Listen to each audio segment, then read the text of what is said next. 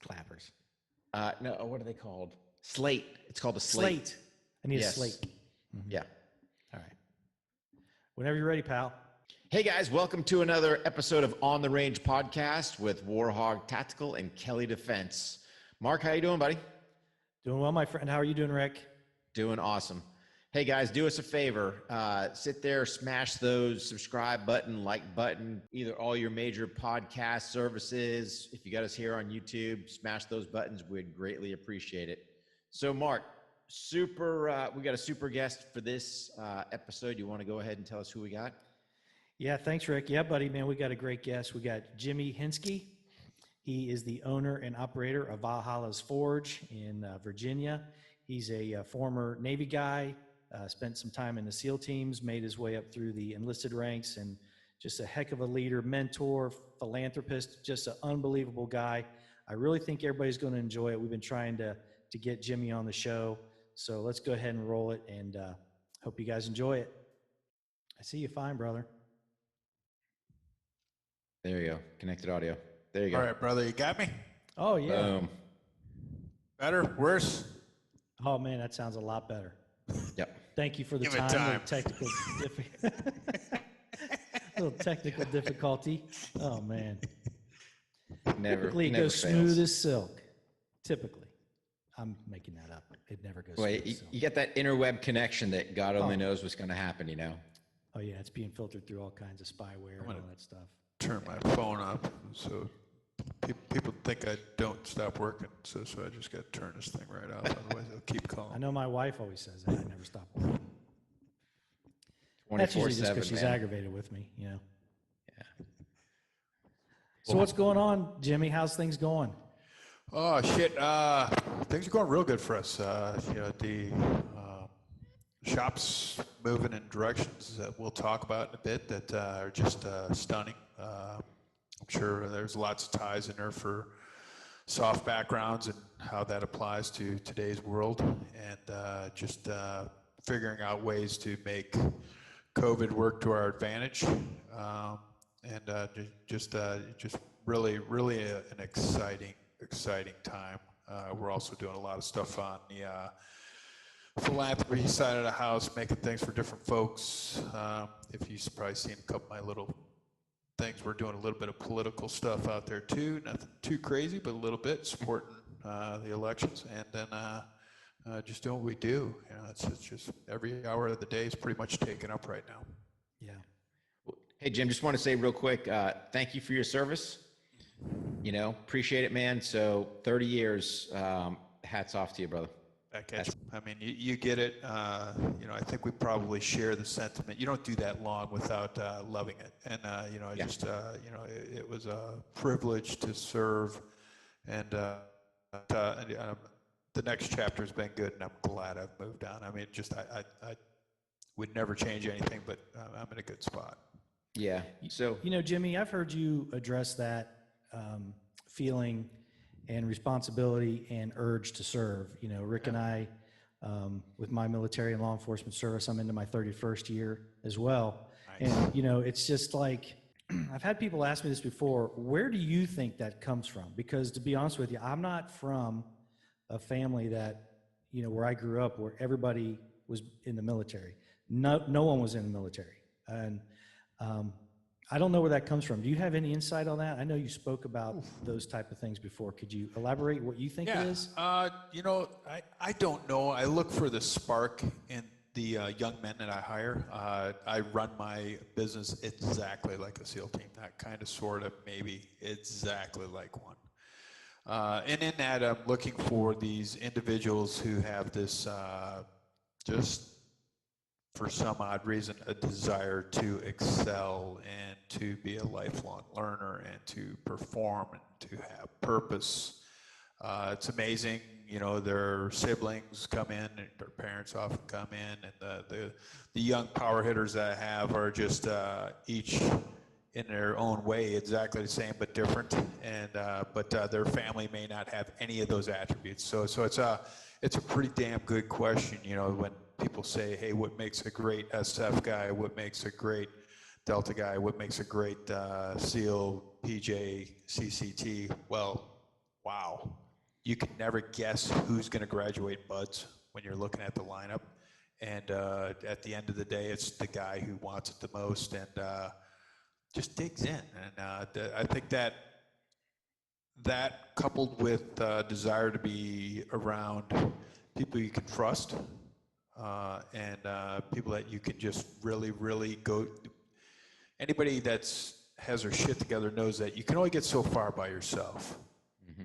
But with the team, you can go places that you can never even see from that place where you stop by yourself. So, it's just, I've been part of, for moments in time, part of the best at what we were doing at that point in time. And wow, it just, humbling is something, and, and when the nation's literally depending on you to do your job well, there's a little bit of like, hey, don't screw this up. There's a responsibility that goes with that. And I think you guys get it. I mean, you're still serving today, and you get that. I mean, and that's whether you're small town law enforcement to large scale, point at the tip of the spear for JSOC or whatever that is. I mean, that's really, the mindset's really not that much different.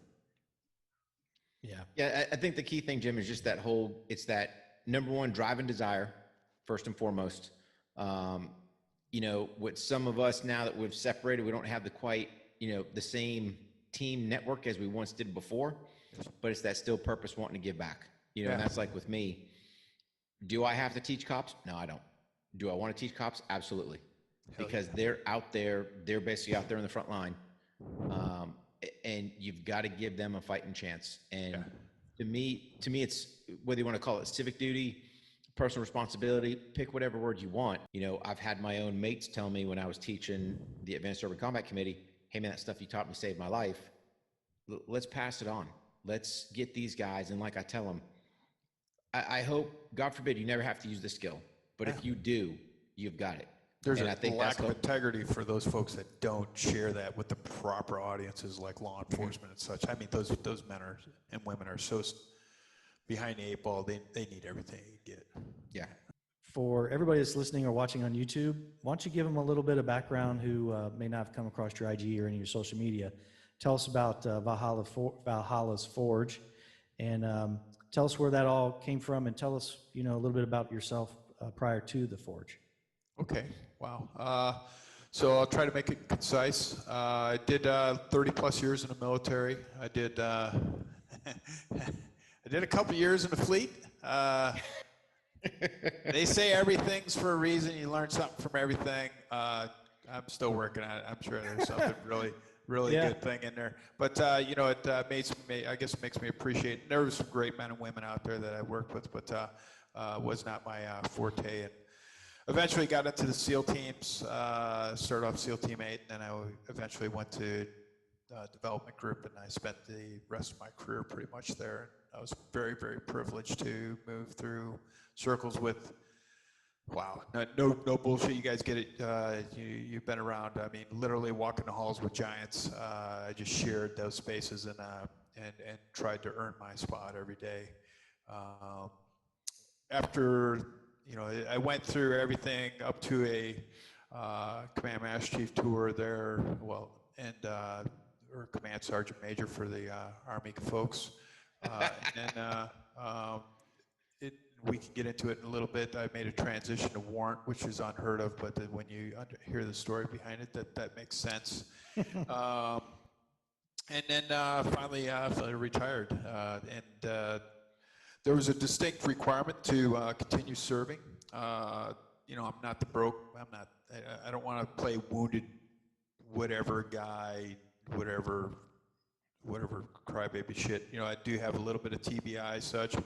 it caused me not to be able to perform at the level I expected myself to. I could no longer serve in the capacity that the job I was doing required, and I could see the atrophy, and I appreciated that my brothers and sisters that were working with worked with me, and I could tell when people were letting things slide, and I couldn't let that slide for myself. So I knew I needed to transition. Go ahead. Jim, I want to cut you off real quick because you're at a key hinge point that I think's super important, and then we'll hit the warrant stuff. Yeah. What year was that? Ooh, fuck. You're in the memory zone. Not my forte. Just rough. I guess I retired in 2015, so that was in 09-ish when I made my transition, but I retired in 2015. Okay. 09 is when I made transition. Because you got to think around that time to even say the word TBI, right? Yeah. It wasn't really spoke of. No. And here's the thing. I tell you this, don't downplay it because it sounds like we kind of ran very parallel paths. I got to the point of making excuses, right? Yeah. Man, why is my shooting falling off? Yeah. Why guys that I've known for years, I can't remember their name. Yeah. Where'd I park my truck? Yeah. Literally. So now I'm having to take my keys out of my truck so I can have my stupid key fob. So now I'm out, hey, where did I park at? Because I don't know where I parked. Yeah. And it's finally gotten better, but here recently, but I think it's important so much to the point, I went back and talked to the boys and said, hey man, you got to be an honest broker. Yeah. You got to quit faking the funk, because here's what I learned. A lot of people think it's unrecoverable. And yes, will you ever get it back? I don't think you'll get it back to 100%, but put it this way, the days of me walking around punch drunk, and that's how I felt in a constant daze, I think it's recoverable. And I take my hat off to you, man, for coming out and mentioning it or even saying it, because it's a huge point. Because here's what people don't get. They look at TBIs in a singular. Oh, you had one event, okay? You had one IED blast, you had one whatever. Let's think about it. The world we used to live in, we were self-imposing TBIs on a regular basis. All the time. Hey, sometimes multiple times a day for weeks on end. Just right. I was a master breacher. We did explosives. There was no such thing as minimum safe distance when I started doing that shit. We would literally blast. I remember doing door shots. We were so close that number one man got kind of knocked out, threw his ass out of the way. We went in, and then I chewed his ass when we got out. I was like, hey, what the fuck are you doing? And now I realize I'm like, oh yeah, that dude's like knocked out. We're a little too close. We didn't know. As you're all sitting there, it's like, here's the door jam, and it's all like, I can get a little closer. Yeah. Boom. You're like, But that's, and it's getting the word out, because I've seen some stuff. Like the Army's doing this craziness. Hey, let's get to a 45 from the charge, like the regular engineer guys. And I remember shooting this guy a message going, what are you doing, man? Are you guys brain dead? You're eating all that overpressure. Yeah. There's nothing. If I could go back, in hindsight being 2020, did that, however much feet distance closer to the breach, did that really make a difference? Yeah. Or had we just gone, okay, cool, let me go around this corner and let the overpressure zip by us. Yeah. How much more longevity would have guys gotten? Because we're not even talking the stuff in combat. Yeah. We're talking just that general training was where the worst shit happened. It's just that, and it's as a leader, I was running team, we were training stuff, and I would always stand at the minimum safe distance, exposed to the charge, because I was like, if I'm telling my guys to do it every single freaking time, I'm going to do this, and may not have been the best decision I've ever made, but it was we're taught to lead by example, and I would argue that things will change and they're probably already changing. Exactly your comments there. I mean, if there's no need to be exposed, get around the corner. I mean, the requirement to be that close, weapon systems are improving, tactics are improving, all sorts of stuff. So as a result, I mean that should be a rarity, and hopefully, we have I love the community. I love that, the bravado at times and things like that, but that tough guy shit only goes so far, and we're actually hurting ourselves. You need to be as sharp as you possibly can be to execute the missions that you're being asked to do, and being punch drunk is not helping. No. If you have to do it for a hostage rescue, well, hell yeah. Got it. Non-negotiable. Hey, we'll do it. Game day is a separate deal, right? Game day, all bets are off. Yeah. Because in basic game day, I've thrown the cards out going, burn me down. Right? That's the job. Yeah. It's the job. Yeah. But in training, why do that? And then in turn, sure. We've got PTs, strength coaches, all these different things, but we still haven't quite, or at least when I left in 17, the cognitive side of it wasn't there yet. And I'd like to see, hey man, we're doing all this stuff, train the brain, get the brain right, excuse me, because when that goes, dude, we're done. So yeah, that's no shit, brother. I think that's going to be the next big threshold is for longevity, maintaining operators at the, these are some people may take this wrong. It's not an arrogant thing. At some point in time, these are thoroughbred racehorses. These are just like Ferraris. We need to, getting the most miles out of those that we possibly can get. They can't. A lot of people are like, everybody's replaceable. So, it's pretty hard to replace these guys. The pipeline to get them through and such, you're not getting a replacement tomorrow. So getting the most out of them, building that longevity, and then enable them to, again, I was not willing to attempt to get a GS job because I was like, listen, I can't do this job at the level I need to be able to do it. This is what it deserves. Would they have probably gave me a job? Probably. Yeah. I just, then I'd be that guy. And I'm like, fuck that. No. So how did that segue after your retirement? How did that go? Were you already interested in the woodworking and the metal stuff? Is that how kind of? I guess it kind of came in a couple folds. I mean, obviously I had a little bit of talent back in the day doing different things, but really wasn't matured. And then I got attached to this high-end breaching program, and we needed to cut metal surgically, and that kind of took things on a whole different ride, and I just found out I love metal. So I really enjoy the engineering side of it and all those things. And at the same time, when I was going through that, there was a period where we weren't too good, and everybody goes in sine waves, where we had, we don't say goodbye properly to people. Every once in a while, you just let people go, and you're like, hey, you got to pay your respect and say thank you. And I remember distinctly sitting in the team room, and this guy was yarding out, and we toast him, and he goes off, and I'm like, that's it? I mean, fuck, we get drunk every night. I mean, we need to give him something. This guy just spent umpteen years here. So, right. Kind of took that in, started blasting plaques and things like that. And slowly but surely, I kept going to the shops that did the metal, wood, and that kind of stuff. And there was some art therapy in there that I didn't even realize I was getting at the time. But long story short, by the time I left Dam Neck, over 20 years, I had keys to every shop, knew how to run just about every machine, and I just tried to always leave the place better than I found it. If I broke something, I was the first guy to tell them I broke it, and it just really worked out well. So I mean, for the young guys out there listening to this, treat your supporting assets with respect, and that'll come back in spades. It's just it requires a team to pull this stuff off. And being arrogant and asshole does nobody any favors.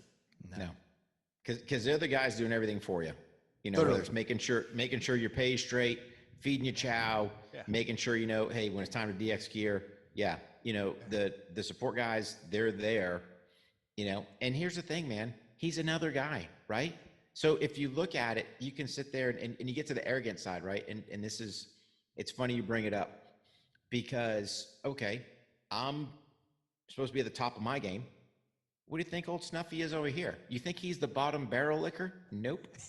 He's at the top of his game, right? Yeah, literally. Yeah. So, yeah. And he'll do better if you treat him with respect. Mm-hmm. Just, like literally, he'll hook you up. Treat him like a regular guy. Yeah. And oh, by the way, what's it hurt to go, hey man, appreciate it, or thank you, or something. Yeah. It takes absolutely nothing. Nothing. Nothing. Nope. Yeah, I got those guys in the shop every day, and so as I was getting ready to, I knew I wasn't doing the GS thing. I built a big shop on the side of my house, which my wife's a saint because she put up with that shit. And so, you know, I did that out of the house for just about 2 years, a little more maybe, and found a way that I could continue to serve in a different capacity. So we make everything for every 3-letter agency to what have you. And we just actually made an epic gun box for Donald Trump Jr. It's just freaking crazy cool gun box. Nice. But yeah, we just, you know, families that have fallen to what have you, we just take it with a pretty serious game face with our customer base, and it's really paid off for us. And the guys enjoy it. The challenges are constant, and we just continue upping our game. Well, I know the stuff that you're pumping out on your IG and the pictures of the items that you're making are unbelievable. And it's really cool, like the boxes, the planer boxes and things like that. Can you go into the Warfighter project? Is that where the young people are doing, or is this a gamut of people that you're helping in that? Because what's that, Rise H? Yeah. Rise HP? Yeah, so the Warfighter project is just something we had to do and will continue doing no matter what. We're about to get our 501c3 in there. We've had gentlemen, military guys that have been paraplegics inside there up to 5 months. We had SEALs that had heavy TBI type stuff, PTSD, brought them in, trained them over a series of months, literally bought their gear and shit like that for their next shop. We're reach back capacity for them. We're broadening our scope right now where we're shifting focus a little bit. We'll always serve the community, but I see the Leo guys that really have no outlets. So I'm trying to establish something for our local law enforcement, first responders and such, have an entity that they can come into and just get their hands on, craft something which may take their mind off of some things that they should be taking their mind off of. And then as well, in a very short time frame, we can show them that, hey, you got a hell of a lot of value in other ways than just what your job is. And we take a lot of pride now. We've had church groups in there. You know, we've made tons of stuff. A lot of stuff we don't put on Instagram just because if it's got names and different and logos and things like that, nobody needs to see that stuff. Right. I like to say we're the best artists nobody knows about. But so the Warfighter project is really all about that. I had some guys in there today. You know, we're talking about it, and you know, we did a piece here. Was it 2 weeks ago? It wasn't quite 2 weeks ago. This young guy lost his life. So now we have Gold Star family.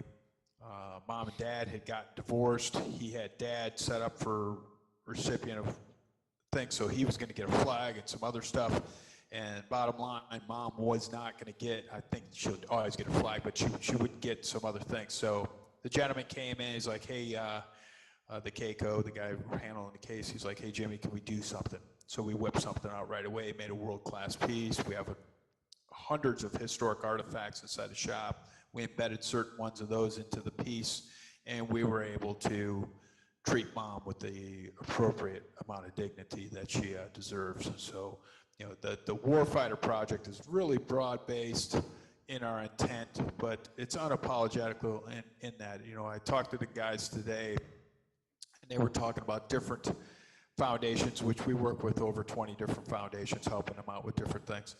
But I was like, listen, the difference between us, and I'm not bad-mouthing anybody, the way we're going to work is we actually do it. We don't raise money to pay for something, service to help some guys out. We bring them in the shop. We're working with them. Like, we are personally committed to helping those folks. Nothing's outsourced. Everything's done in-house. And it's a very high-end, one-on-one, and it can be more than that, but it's always been one-on-one up to this point, where we just spend time, you know, if somebody's, we're all damaged, if somebody's having challenging time, it requires more than a 35-minute meeting with the shrink once every 2 weeks and you get your bottle of pills at the end of it. Nobody's fucking being fixed by that. So what we do is we sit down 8 hours a day, share like stories. Hey, here's my struggles. I'm not telling you what to do. This is how I handle it. And I can tell you I had my challenges, and one of the greatest things that ever happened to me is I just forgave myself for the inability to remember and things like that. Once I started, I just realized I can't control it. I do the best I can. I organize where I can. And when it goes, I'm just like, my guys know it. I'm like, yeah, I did the Jimmy thing again. I'm sorry. Forgot about that one. I'm super anal with the way I run my business. I'm usually in there an hour to potentially 2 hours before the boys even get there. We start at 7, and I have the day planned out. I just I'm super meticulous as a leader. I feel it's important that I have the game plan for them so that they can come in and be efficient and reach the milestones that we need to reach as a team. Yeah. And then the things that fall by the wayside, well, they're going to happen. Yeah. But we do pretty good. Yeah. But on that, Jimmy, let me ask you a quick question, right? So, pretty much all the veteran entrepreneurs that get on, it's always asking that question, right? Of, yes, you're running it just like a SEAL team, which is spot on leadership wise. I think that's the leadership wise. That's the easy part. Mm-hmm. It's, looking at the marketing. It's looking at the resources. Hey, when you got into that field, where do you go to reach out? Who's your website design, logo, all these different things. That to me was the big challenge, so I knew prior to getting out, hey, I'm going to go in business for myself, but just trying to find out from your standpoint, looking to go down that road, without looking at the leadership, your SEAL leadership experience, did anything that the Navy did to prep you to get out help, or was it, kind of learning as you go? And then I'll also segue that with the part of you guys do a lot better job as far as keeping a tighter knit community than we do over in the Army. So wonder if you reached out on that one as well. So just kind of trying to hit that a little bit. Wow. That's a hell of a good question. It's really the magic. So I won't say any more leadership stuff than this. Everything that we were taught in the military, if you drink some of that Kool-Aid on the leadership side, it's the magic that'll make your business run. So they taught us the right things. You just have to apply those, and don't really change your mindset on that. That's good. As far as the business goes, holy shit. Take a knee for a half second, just calm down, and then look at what it is you think you want to build or what you want to do. And then you have to separate your hobby from the business. So if you're a guy that likes to whittle or something, which is cool, and it takes you about a week and a half to whittle your little figurine when you get done, well, nobody's going to pay enough money to pay your house payment for that figurine ever. So it was a big deal for me to carefully and tactically pick my materials and my things I was going to build and what I was going to put on the market. And then you need to pick your strategy of what you're going to do. I don't know if you guys know Rob Bianca. He's the owner of Cabot Guns. He builds the Ferrari of 1911s. I mean, he made a set of 1911s out of the Gideon meteorite. I mean, kind of cool if you're into that shit. And it's milled down to like I think 40 millionths of an inch tolerance, which I don't know how you even measure that. Anyways, so Rob I was talking with him. I'm like, so what was your strategy? I mean, there's so many 1911 builders out there. How were you going to survive in that market? He's like, Jimmy, I just decided to build the most elegant weapons out there. And I'm not saying everybody should go to the top tier. What I'm saying is know your competition. Just like if you're in the military, you're going to go in a room, or you're law enforcement, you know the audience. You speak to that audience. You want to be successful in there. Same thing with business, and almost more importantly, know where you're trying to go. And then make sure you can get there with the tools you have, time and effort. You have to make some money. It's a hard math problem. And I'll bring people in often, and they're talking about getting into woodworking, and I'm not trying to hurt anybody's feelings when I say this one. I'm not picking anybody up, but they're like, there's some guys that like make cutting boards and shit, which is cool. Don't get me wrong. So my favorite one's the cutting board. So I'm like, all right, so you're a cutting board guy. So you go on Etsy. Go on Etsy when we get done here. You guys at home that's listening to this, just Google it on the side. And see how many cutting boards come up on Etsy when you put it in. There's like 11,000 of the fucking things. So like for $30, you can get a custom cutting board with your name engraved to it and a design that's your choice in there and shipped to your house for like $30. I'm like, I don't know who, Willy Wonka's Oompa Loompas making this, or Santa Claus got his elves out there making extra shit on the side. I mean, like, it's impossible to make money in that. So like, don't go into cutting board job because just the competition's so epic. Another one, not as funny, but real. Knives. I mean, our brothers are making the best knives on the planet. Holy crap. We got some guys out there across the community, across the soft, that are making some weapon systems, just knives that are just epic. I have people every once in a while like, hey, you gonna make knives? I'm like, hell no, I'm not making knives. I don't want to get dick dragger with all these guys. I mean, just, these guys are, I know their mindset. I know how they work. I know what the competition's like.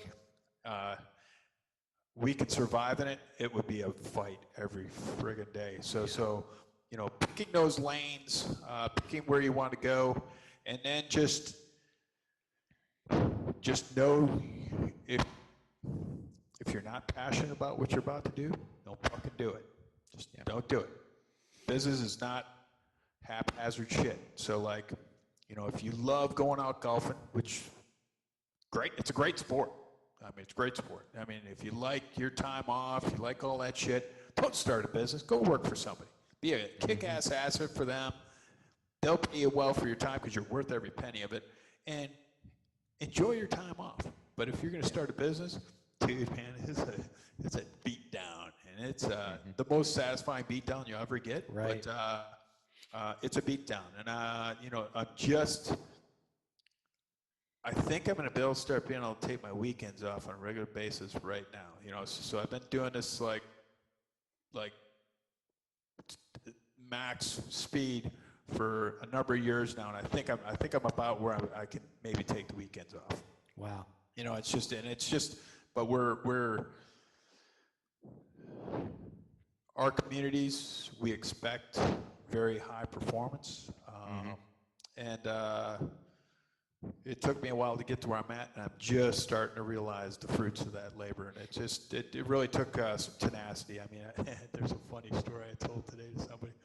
So when I went through BUDS training, everybody hears about Hell Week and all that bullshit. But anyways, so I can't remember a lot of shit, but I remember in Hell Week, I get yelled at by some instructor. He's like, someday, you're going to be on some mission somewhere, and it's going to be just, whatever horrible shit going on. And you're going to reach back to this BUDS, this Hell Week, and it's going to get you through. And so I'm like, okay. And it's, 30 years later, I'm retiring. I'm like, okay. Yeah, I guess, right? Maybe. Roger that, yeah. And then I started my business. I'm like, fuck, thank God I went through BUDS. Because I put my BUDS face. I'm like, fuck, I'm like complete, utter game face. When COVID first kicked off, I thought we were going to get destroyed completely. I mean, I was trying to make planter beds for people. The only ones I almost sold were to like some friends. I was like, you don't need to give me your free money. You ain't getting no fucking planter bed. But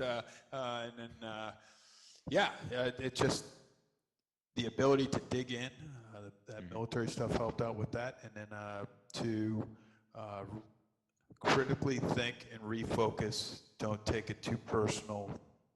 If we have to shift the direction that we're going in, learn how to accept that and move with the requirements at the time. As a result, right now we're doing some stuff for some companies that is completely and utterly different than custom wood and metal. But it's scaled up. What happened was a company that was maybe 10 times bigger than us. They traditionally get the jobs that I'm taking on right now. And because of COVID, they said, hey, we can't do the job. So they had about 2.5 months to do it, and they bowed out. So by the time they came to us, this company came to us, they were like, hey, we only had 30 days to do this job. Huge freaking job. With a team that's a fraction of their size and a shop that doesn't even, it's a tenth as big. Long story short, we did the job better than them in less time, came in at a better budget. So that soft background, or it doesn't have to be soft, just that background that we came from, whether that's law enforcement and stuff, that's critical thinking. And I was like, I'd sit my guys down, I was like, listen, man, we don't have all that shit. And I'd literally pull everybody together. I'd be like, okay, turn your brain on for a second here. I need you guys firing on all cylinders. And boom, we would talk about it. We would discuss the pros and cons of how we could build these things. And a number of my guys are engineering students. We would quickly come up with solutions. And again, in the tone of not staying wed to where we went, we never made Gen 1, 2, 3, or 4 twice. We continued to improve. And what the biggest thing I push in the shop, and that I'm probably the most proud of on the work side of it, is that we crush workflow. We just crush it. So anybody can build the thing whatever way. We needed to figure out how to do it super efficiently, repeatable, and at a very, very, very high level with a very small, effective team. Smells like soft, but and we just do it. That's what we do every day. Every day we sit down, we talk about ways of attacking the problems. We literally run a prototype in the shop 8 out of 10 days. Nobody does that. Nobody. 8 out of 10 days we're running a prototype in that shop, and it's always usually just a very subtle, obviously, change to a proven concept, but it takes us to another level. And it's one of the most satisfying things is when I see the young guys start switching their brains on, and all of a sudden they start firing on all cylinders, and they're in there, and they start, it becomes, it's almost like a parental thing where you see that just, it's awesome pride. Go ahead. It's funny, leadership, right? Yeah, it's leadership, and it's funny that you say young people, because when Rick and I came across your IG page, and I said, "Man, look at this guy. We gotta get this guy on the show." One of the big draws for us was the mentorship, and I just can't imagine the impact you're having. I mean, having the type of structure and just your safety briefings in the morning, just things like that. Yeah. It's unbelievable mentorship. Yesterday we literally had the guys out. We talked through all the medical stuff. I put tourniquets on my side and tightened them all the way down. But I was just going through. I was like, hey, we did the old school med grief. I was like, hey, somebody goes down, blow. Here's who's, I told them exactly what I would be doing. I would be looking down and out. You guys be doing what you're doing. If it's something really life-threatening, I'll be giving you direct directions. But and if I have to get my hands there, we'll do it. But yeah, the mentoring for the guys. Fuck, I think the military and law enforcement communities kind of just drive you towards understanding that you have a significant amount of responsibility associated with those guys. And when you start taking it on as that, and I don't mean to make it sound like more than it is or less, but when you realize that there's a responsibility that goes with that, and you start holding these guys' hands, walking them through, I've literally, my best guy who I would put up against any hardcore wood or metal craftsman, period, engineering, everything. He's a computer and a electrical engineering student. He's on his last year. He's a freaking genius. But I had hammer training with him. I was like, he's like swinging a hammer all crazy and shit. And I was like, okay, here's how you hammer and nail it, And we just take it day by day. I don't mind teaching you guys once, twice, third time. I don't know what I'm going to say. You're gonna get it a little more spicy if you're not paying attention. But yeah, the mentor stuff is It's a big one, and I don't really treat them any different than I treated my boy when I was raising him. I always talked to him like a man. I never talked to him like I was talking to a kid. I was like, hey, and if there was some sort of ethical thing, I'd be like, hey, let's talk about this thing here. What are we looking at here? How are we doing this? What are you thinking? That approach, I ain't saying is the right, wrong, whatever. I'm just saying that honesty. Nobody in my shop ever is wondering what the hell I'm thinking. Right. We talk about things. There's clear, concise guidance. They know I have incredibly high standards, and we build. We call it learn how to speak Jimmy, but they just learn. We communicate. We start all working together. They know when we need to check in with each other, and they know when to ask me. And when I'm on something where I'm not quite sure, literally, I don't know. Shit, no less than 3 times a day, every day. I'll pull the guys in. Hey, I'm looking at this thing. What do you think? Just to get another optic on there. When you're out there setting up a kill house, or if you're out there setting up hardcore training and it's really a dynamic thing, you always have a second set of eyes come in. It's not that you're stupid. It's not that you need a second set of eyes to come in and look at it, and all of a sudden be like, hey, what do you think about that? We're like, wow, holy shit, yes, that. Okay, thank you. Yes, that's where we're going. So when you don't do those things, my caution to folks, if you move into the authoritarian side, which I don't mind telling people what to do, but I attempt not to be the authoritarian side of leadership, you'll lose that input from the guys. And without that, you may not be able to be successful. If you're a single person that's driving the machine forward, you can only do so much. You need that high performance team. And some of these guys, I got 16-year-old kids on my team, and they're part of the solution. It's just it's fun watching them. You're like, I'm wiring up a breaker box. Yeah, we're not putting power to it, but you're building it. Yeah, we'll check it, make sure it's right, but you're going to do it. Yeah. Next thing like wow, we empower them quickly. We hold them responsible. It's good shit. And to be honest with you, they respond. Okay. And if they don't, which is okay if they don't, then we just, again, I run it like a SEAL team or a high-end whatever. I thank them for their time and wish them luck at Hardee's, wherever the hell they go. Just business, right? Nothing personal. Literally. It's just, I owe it to the guys who are working so hard and doing and paying attention so closely to make sure they're surrounded with like-minded people. Yeah. They just deserve that, Yeah. So Jimmy, you look at your website, man, and I mean, mind-blowing, right? I mean, from everything from commercial all the way down to, if you want to say, retirement stuff, which I got to tell you, oh, by the way, and I'm probably going to butcher the name, that retirement chest. Oof, yeah. That has like the sword and the couple shadow boxes that come out. Yeah. Dude, yeah. I saw that and I had to pause for a second, right?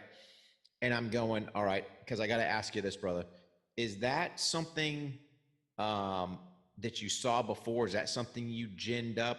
How did that come about? And then on that, do you kind of empower the boys to go, hey, come up with stuff? Because your tables, your chairs, that box really blew me away. We won't get into the neon lights and everything else. We'll save that for a sidebar.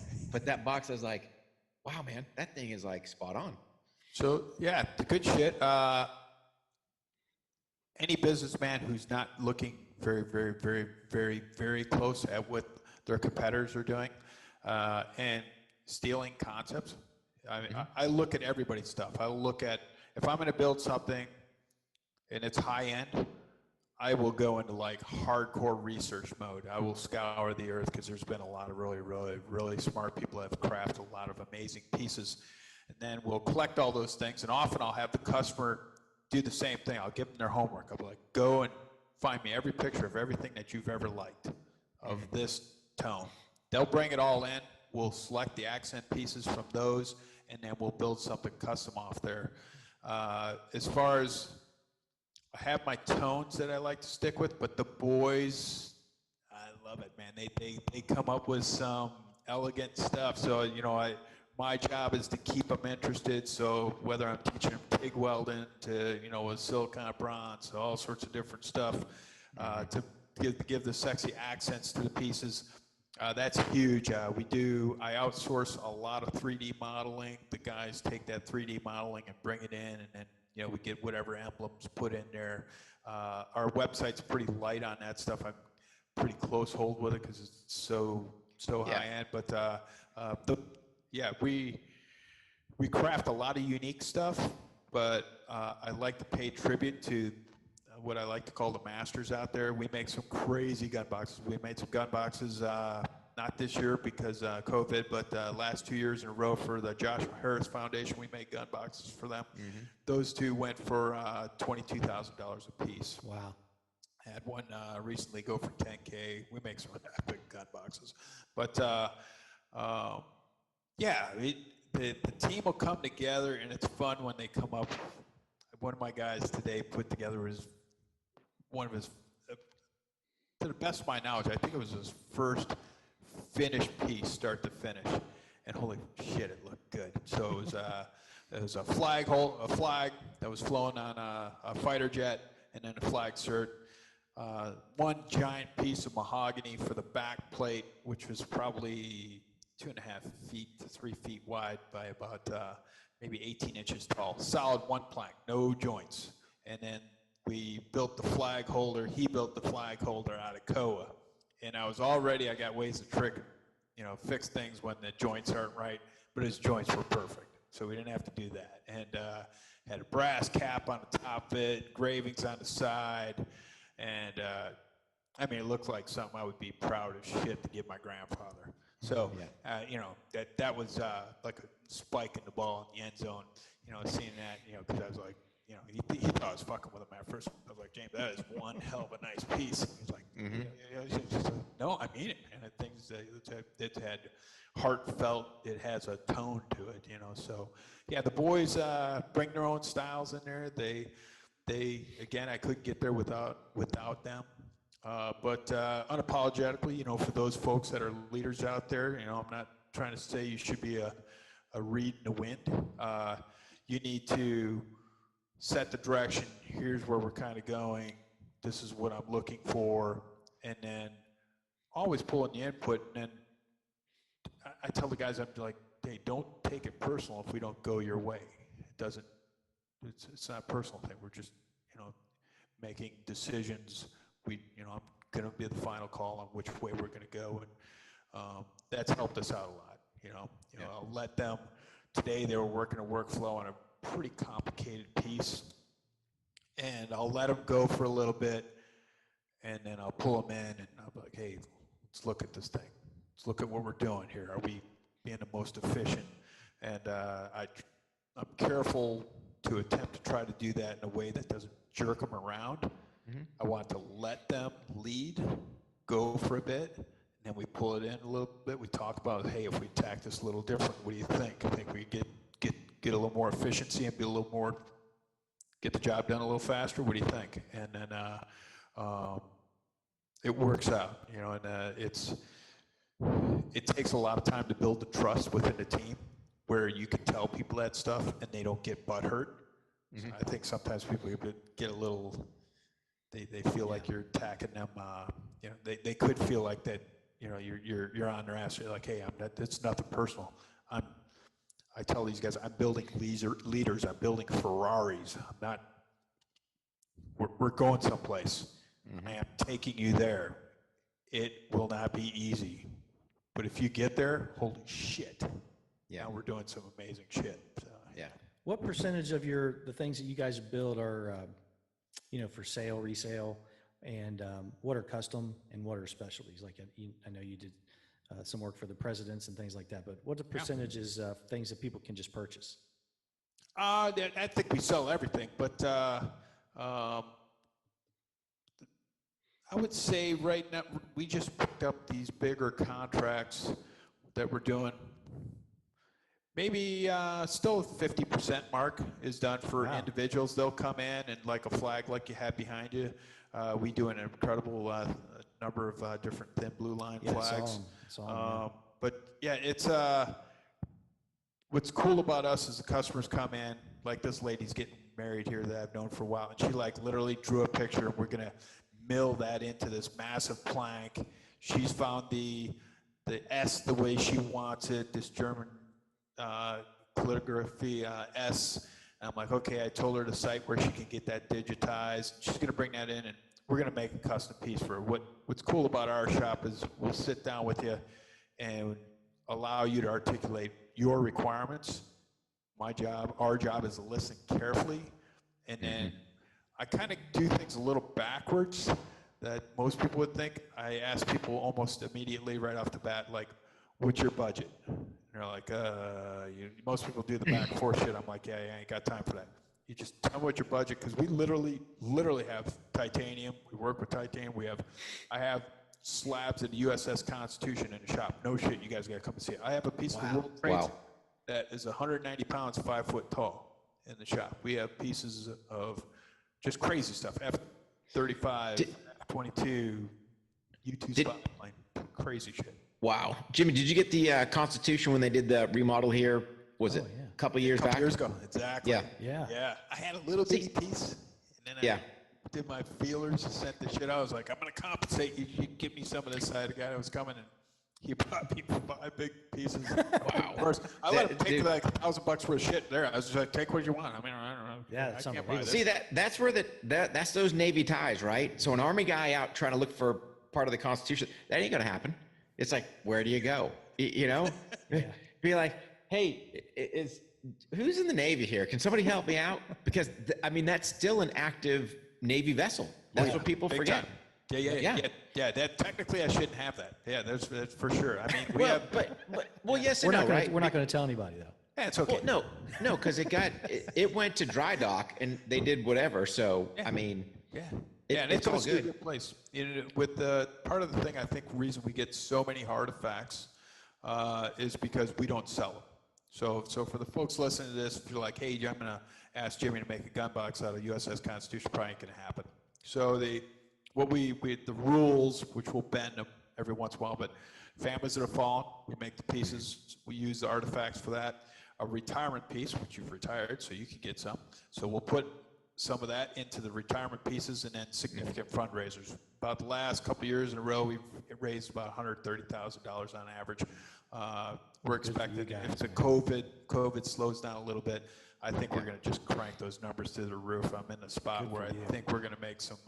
I got 3 big planks from the USS Missouri, the surrender deck of the Missouri. I could have shit my pants when I came in the shop. I was trying not to show Navy. how excited. How in the world, you could say it or you did. How in the world did you get your hands on those? Networking, man.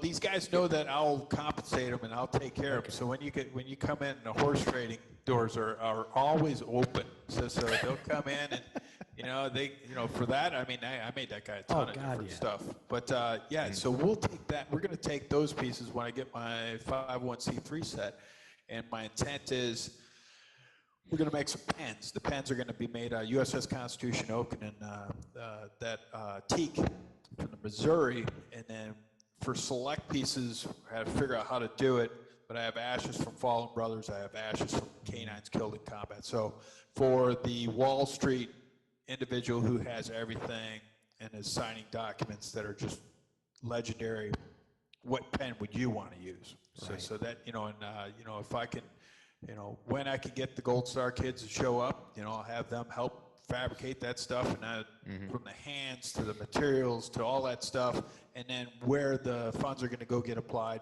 I think that's a pretty winning metric. But it's pretty. Yeah, you guys got to come by the shop. Oh, no, 100%, man. Yeah, 100%. Because here's the thing, Jimmy. Right? This is what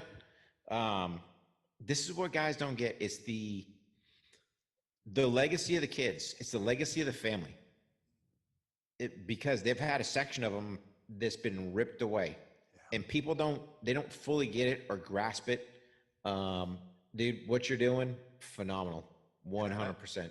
I got to admit, even when I was active, until I started doing this, I didn't really realize it. And as I started being around the kids and stuff more, it really set me back on my heels, and I felt a distinct shortfall. There's so many foundations out there that are trying to help. And don't get me wrong, it's great stuff. They're doing amazing shit, amazing. But at some point in time, if you give people too much free stuff, we're hurting them.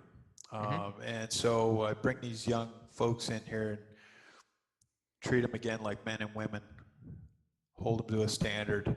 Tell them good job when it's a good job. And there's self-confidence. There's a lot of empowerment. There's a lot of a lot of good things come out of that. And I'm just so proud of the young men and women that I've had in the shop, because I knew the ones that I've worked, the Gold Star kids I've worked with, I knew all their parents, I knew all their fathers, worked with them. So it's just I take that shit super serious. Yeah.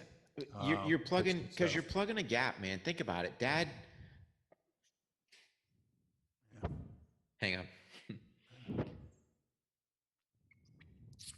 Dad gets pulled, and they miss that opportunity.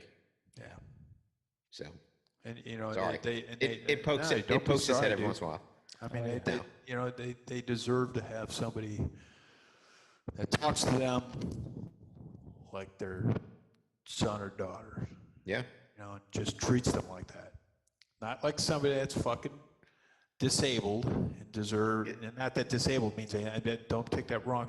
Not somebody that should be looked down and pitied and whatever else. And here, take some free shit because I feel like shit. No, they need somebody that genuinely cares for them and wants to mentor them. And that doesn't mean you're always the nicest guy. I am not. Don't be fucking fooled. I am not the easiest person to be around, but I am fair, and I'll go to frickin' ends of the earth for these kids. I just and when they do well, I look forward to telling them about it. Yeah, it's good shit. Give them a good praise. Give them a butt kicking when they need it, because that's what Dad would do. Yeah. Yeah.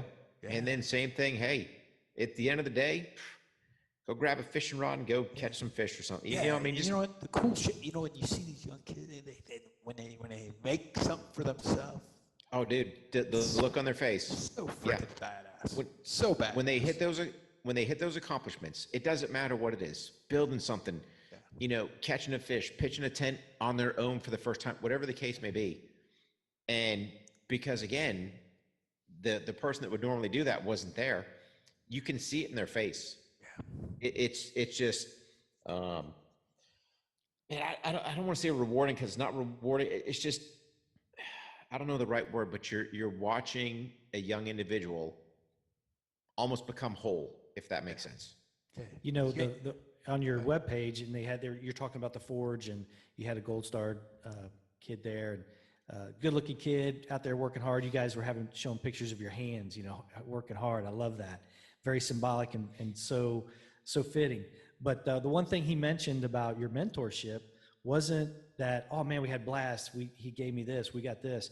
He said, yeah, man, I was kind of messing up, and he told me I was messing up.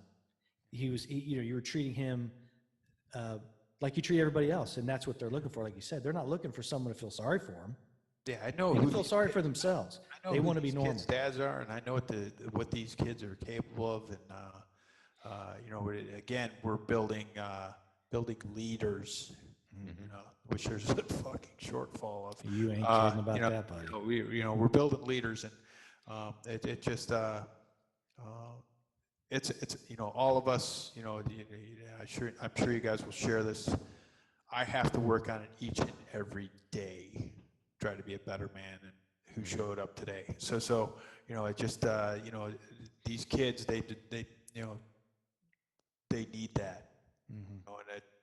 When I got in the military, I was exposed to all sorts of leadership and such, and it just really took me for a ride. I mean, I just never heard anybody talk like that or think like that, the way that they kind of impressed upon me. And I was very, very, very fortunate to have some amazing leaders just mentors, and I'm just trying to share that. I mean, I'm really not trying to, there ain't no fucking halo over my head. I'm just trying to do what other folks did for me, and if I can help these, whether with whoever it is out, whether that's a law enforcement individual in need or whoever, that's it.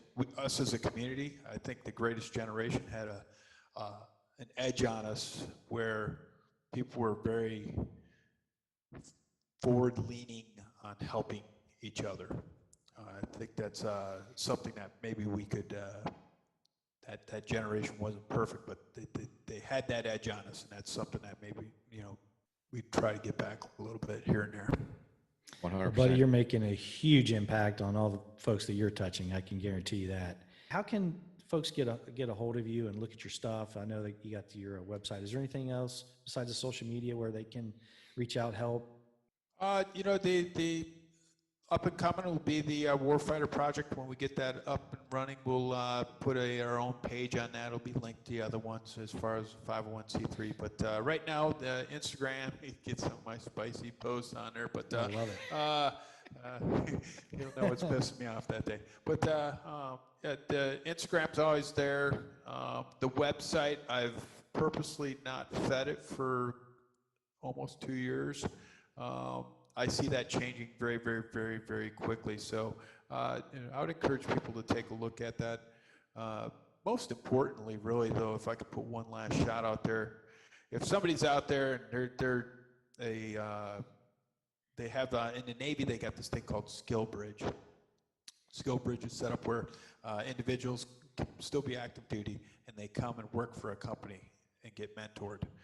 I'm all about that. If you're staying in the Virginia Beach area, I'm not really excited about that because I don't want to train my competition. But for the folks that are non-Virginia Beach based, Army, Navy, Air Force, Marines, don't give a shit. I will give you the answers to the tests from business planning, how to build the stuff, most efficient products, vendors, you name it. I'll give you a 100% winning solution where you can go and be successful and start your next chapter. Awesome, I mean, that right there, Jimmy, says a lot about you. Yeah. Because that's the whole key, right? Is how do we, especially, law enforcement, military, doesn't matter. How do you, if you want to say empower, educate, whatever word you want to use, that next generation? Because, at some point, we're not going to work anymore, but man, think about all the lives that you're touching, all the skills that you're passing on to people. Invaluable, man. I mean, that is just, and, just for the viewers, listeners, speaks volume of the person that you are. So, I got to say, I appreciate it, brother. Thank you, brother. Yeah. Thank you, brother. Yeah. I tell you what, anytime you want to be on the show, you got something you want to put out there. I know it's just our little show. We're very proud of it. Let us know. We can push it out. Yeah, man. And I tell you what, one of these days, old Mark and Rick's going to knock on that Forge's door. Well, hell yeah. It might be 11 o'clock at night. Hey, show us around, man. Hey. I think I need to make something to go in the background there. I think that's Oh, what we yeah. need Oh, to yeah. do. Yeah, guys Yep. need to- absolutely. The one thing that steers me away from the beach, man, them stupid jets, man. If you get some quiet hours on them things, it's like ripping around up there. It's crazy. It's an acquired love. It just after a while you trust- just learn how to Yeah. do it. It's kind of like the artillery here at Bragg, but not. I mean, up there it's just in your face, man. I'm just 24/7. golly. 24/7. And I get it. We've all served. I got to train, but damn, of all places, it's like, oh, yeah. Oh, man. Gentlemen, no shit. Proud to be on here. Anything I could do for you guys? I know you guys are working with a lot of different entities out there. It's easy for me to put something together if there's a significant fundraiser. I know you got quality groups that deserve help. No shit. I'd be disappointed. Reach out to me. We'll take care of you. Might have to just cover basic cost of this stuff. Our stuff generally goes for thousands and thousands of dollars. So it's a menial cost just to keep my guys fed. They like to Yeah, man. Yeah. And an umbrella over their head, right? food in their butt. Oh, man. All right, Jimmy. It was great talking Jimmy, to you. Buddy. You did not awesome, brother. disappoint. I'm sorry, Mark, but same on our end. If you need anything from Yeah. us, Appreciate that, definitely, gentlemen. reach out. So, All right, All man. right, pal. You Be guys safe good. out there, Jimmy. Enjoy your all right, night. buddy. Take care, man. Bye-bye. Bye-bye. I only got one thing to say. Wow. Yeah. Wow. He is an unbelievable guy. Mm-hmm. And man, gosh, how good was that, man? Dude, you got me all teary eyed. It's like, Unbelievable, man. it's like, And I cocksucker. think don't talk it's about not the so- kids. Yeah, well, the thing is what's just as touching is not so much the situation that has to do with how these kids ended up where they are, is how good of a person Jimmy is and what he's doing, and he doesn't even want to act like he's doing anything. But gosh, man, what a great guy! I tell you what, let's go ahead and record. You want to record the intro? Yeah, buddy. Yeah, well, we got it rolling. Yeah. Should I stop it?